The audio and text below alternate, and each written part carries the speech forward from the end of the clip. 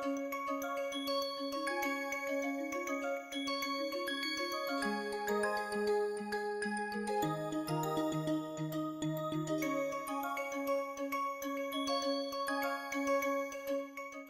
us start. As a warm up, we have gone through tensor product. Okay. So, this should be the tensor product of E cross E by E cross E. What do we mean? E is a 2-dimensional irreducible representation. I am taking a tensor product of 2-dimensional irreducible representation with basis states I1 and J1, and this second E with basis state I2 and J2.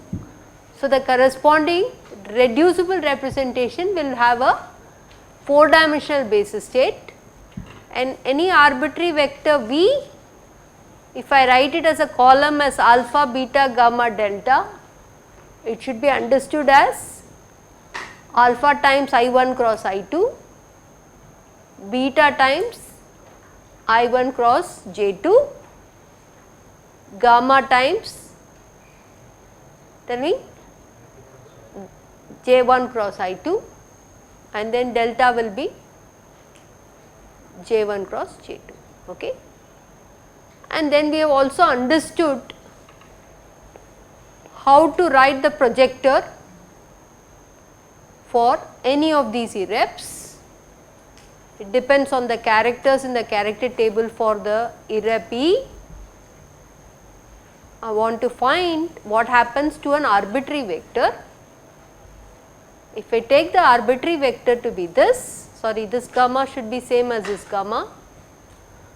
If I take an arbitrary vector and the projection for the E dimensional irrep is this, if I do this on this, I end up getting this side, which means I have two independent bases. Okay. If alpha and delta are equal and opposite, beta and gamma are 0, then I will get this basis state. If beta and gamma are non-zero, but alpha equal to delta, then you will get this basis state. So, there are two linearly independent basis states, which is what you should get for a projector of a E dimensional irreducible representation, because the rank of this projector has to be 2. There should be two independent bases. Is that clear? We did this, I am just repeating it so that you can recall what we did before the last week, what we did, so that we can get going. Okay. And similarly, you can also show that the projection operator corresponding to the irrep A1, if it operates on the same vector V, it will give you a linear combination of this. Okay. Projection operator for A2 will give you a different combination which is orthogonal to this, and it is in fact orthogonal to this and this. Okay. So, the A2 is also one dimensional projector, and you end up getting a projection operator. Projection operator gives you this basis state, and what will this basis states called? These will be the basis states which are called binary basis, right. If you are looking at just the basis, primary basis, it will be either I1 J1 or I2 J2 for the E dimensional representation, right. If you want to look at the A1 basis, binary basis, then the binary basis will be I1 I2 plus J1 J2. If you try to put them as position coordinates, and if these two are different vectors, you can call it as R1 dotted with R2. Okay. So, that is like a scalar which is like the unit representation, and if you have A2 projector, then you get a cross product that is like your RZ component. Is that clear? Okay. So, with this warm up, let us also recall how to, since I have already said this now, you can see that the A1 irrep in the binary basis will be a dot product of two vectors in the xy plane, which is x squared plus y squared if both the vectors are one and the same,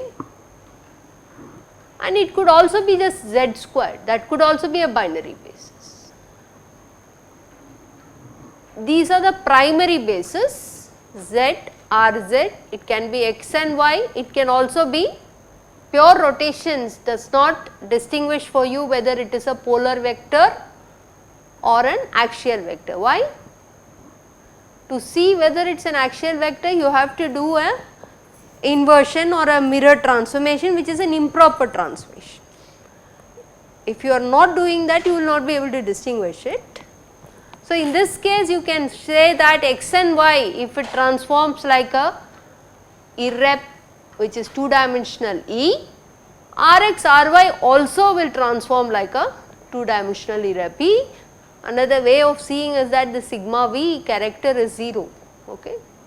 So, in some sense that you can have both are equivalent basis here. If you go to binary basis, this we have, I have also tried to ask you some product of, what was the product? Product of A1 times E. If you take a tensor product of A1 times E, then the characters will get multiplied, right. The characters get multiplied, they are all anyway 1, it does not really matter, you get back E, and the basis for A1, primary basis is Z, primary basis for E is xy. So, you can get binary basis as xz comma yz, okay. That is a 2-dimensional basis, but each one is a binary basis. Okay. Why are we doing all these things? That is the next question you can ask. Why are we spending so much time in understanding position space, primary basis, position space, tensor product giving me binary basis, right. So, you can ask, it looks like a routine monotonous thing we are doing, is there some meaning to it? Okay. So, that is what I am trying to stress now, that whatever you attribute to the position space, you can look at physical observables in nature. What are the physical observables? For example, if I take the electric dipole moment, you all know electric dipole moment of two charges, equal and opposite charges separated by a distance r is q times the distance between them, right. So, what is the nature of that electric dipole moment? Is it polar vector or axial vector? If I write electric dipole moment as q times r vector, is it polar or axial? It is polar, right. It is a polar vector. So, this is one nice observable which is which comes into play whenever we put in some interaction, okay, in the energy with this electric dipole moment into picture. You do need them, okay. So, these are observables, and then if I ask this observable belongs to which irrep, suppose I give you a system which has C3V symmetry, okay, system has C3V symmetry, okay. You can straight away say that Pz observable belongs to A1 irrep, okay. Just looking at the z component, any polar vector z component will belong to the A1 irrep, okay. Similarly, Px Py belongs to E irrep, okay. So, every observable which I am going to do, I can start trying to associate whether this observable belongs to a particular irrep given a system with some group symmetry. I am going to confine myself to discrete symmetry. Okay. So, for example, let me just confine to C3V, let me say that the symmetry of the system is C3V, and then observable, one of the observable is your electric dipole moment vector. You can say that these components of the observable, Z component belongs to A1 irrep, Px Py belongs to E irrep. Okay.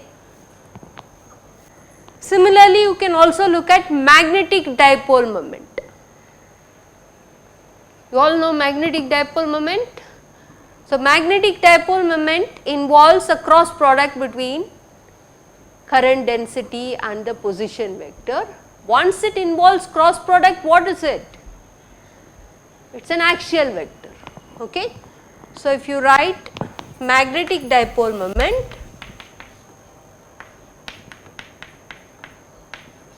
dV, okay, this is going to be an axial vector. So, now tell me where the Z component will belong.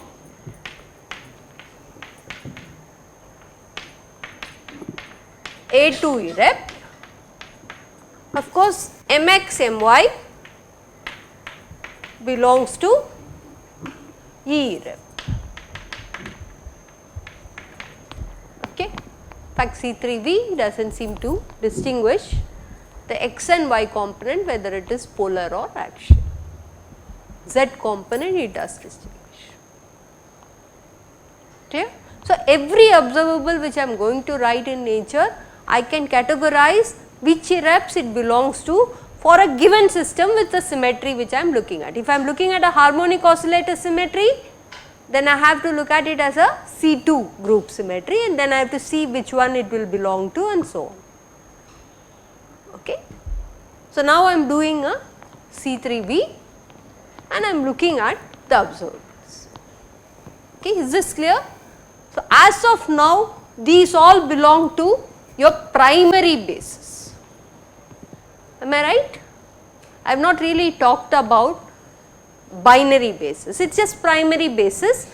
Whatever happens to the components of your position space vectors will happen for any of these polar vectors, any of the axial components of the vectors in position space, you can again attribute it to the axial components of your other observables like magnetic dipole moment. Okay. So, this is primary basis. So, I am just trying to justify the bottom line, all observables can be associated with irreps. Okay. So, why we did this elaborate exercise is because we want to look at interactions involving operators for these observables, whether it will trigger a particle in the ground state to go to the next higher state, excited state and so on. If you want to understand, you need to associate irreducible representations to the observables. Is that clear? That is the main reason why I have brought in the basis states, not only basis states, binary basis obtained from tensor products. After that you do a projector and get the binary basis. We have done this elaborately, and the reason for it is that it will help us to understand what are the observables associated with binary basis. That is the next question you can ask, right, and that is coming from tensor products. Okay. You can take two vectors, vector 1, okay, with R1, and then you can also take R2, but you can do a tensor product of this. So, this has 3 components, this has 3 components. Essentially I can write as something which is Qij if I take the ith component of this and the jth component of this. Okay. So, this is something which I can do. If I want to make it traceless, I have to subtract something, but let me just write it as up to some tensor. Let me not even call this to be Q, let me call it as a tensor Tij. Is this reducible or irreducible? It is reducible. Whenever I take a tensor product, the corresponding vector space will be 9 dimensional, which I have written like a 3 cross 3, but it is reducible. And then you have to do the projectors, appropriate projectors. If you do PE, you will get something. If you do PA1, you will get something. If you do projector A2, you will get something, and they will all be binary basis of the irrevs which you have. Is that right? So, you will get those binary bases out of this. So, one of the examples which I have just, I am sure you have all seen quadrupole moment tensor when you did this expansion in electromagnetic theory course, right. Quadrupole moment tensor XX component, if you try to write explicitly, you will get this answer. YY, if you write it explicitly, you get this answer. ZZ is this answer. It is traceless, that is what I said. The quadrupole moment tensor is traceless, and you can also show by symmetry that this gives a 3xy, and xz component and yz component are like the xz in position space up to overall factor multiplying it, which depends on the charges and so on. Now look at the basis, binary basis, which we went through. So now if you want to say which component belongs to A1, can somebody help me out? If you look at this, x squared plus y squared, analog of it is qxx plus qyy. Okay. So, this combination will behave like a A1 irrep in a binary basis. Okay. And this binary basis is extracted by taking tensor product of two vectors and then using a projector. Are you all with me? Okay. So, now tell me what will be the E representation?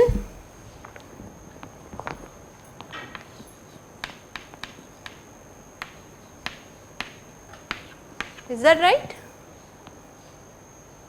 Okay. So, that will be the binary basis representation which corresponds to your quadrupole moment tensor components. So, this belongs to irrep E, this belongs to the summation belongs to irrep A1. You can also have separately QZZ. This is a 1D irrep. And what about A2? Someone?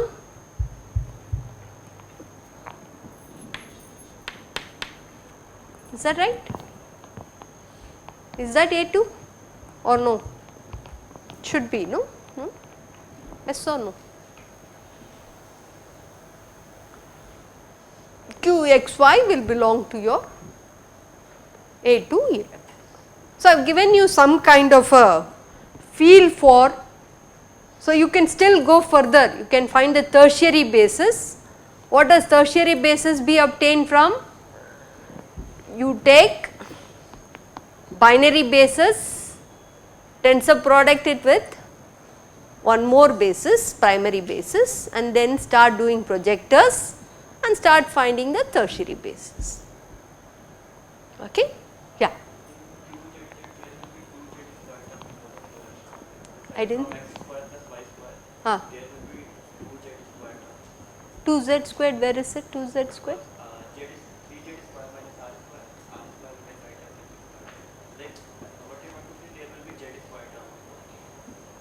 Which one? QZZ, there will be a z squared minus r squared. Yeah. So, r squared is like a constant, I am taking it as a constant. So, then z squared is the basis. Anything shifted by a constant, I am not worried. Yeah, then you will get back this, no? But there will be 2z square minus x square minus 3 Okay, so in some sense you can also write a linear combination if it is a one dimensional basis in some sense, that is another way of doing it. Okay. But here you cannot do that here, there are two independent bases, these are two bases, but then you can also play around with two linear combinations of the bases, right. Yeah. Okay. Any other question?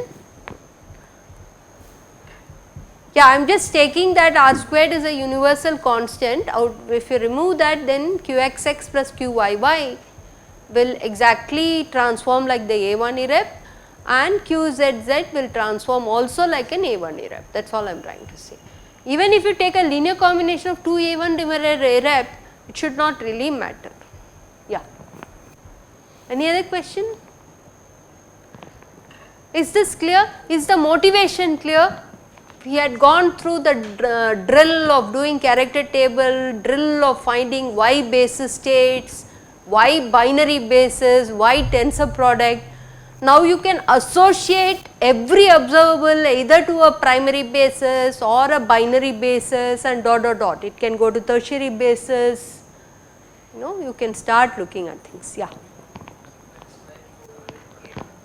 I thought it is like a cross product like R Z, so I was thinking that it should be like, we do not have any basis here, right. I have not written or it is not allowed. Can we check it? If you take xy, maybe it is not right. Yeah, what you are saying is probably not right. So this is a question mark, whether it belongs to A2 or not, or it is something which has no meaning in this particular group. Some other group it might have meaning, but what you are trying to say is that in the character table xy part we never had.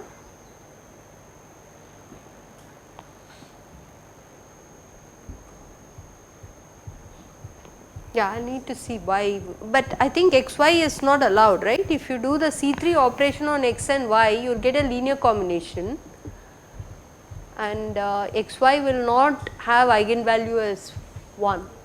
So, I think xy is not allowed, I agree with you.